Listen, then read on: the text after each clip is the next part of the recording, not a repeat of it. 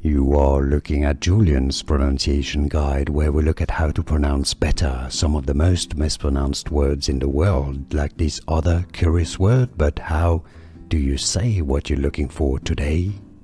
We are looking at how to pronounce this name, as well as how to say more confusing names, including from French that too many people mispronounce. Stay tuned to the channel to learn more.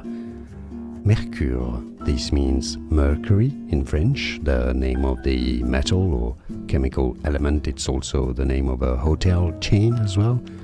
Mercure. So in English, Mercure. Mercure. It's easy. And now you know more videos for you here to learn more. See you there. Thanks for watching. Here are more videos on how to pronounce more confusing words and names too many mispronounced. Like this video if you found it useful. I appreciate your support. I'll see you soon and thanks for watching.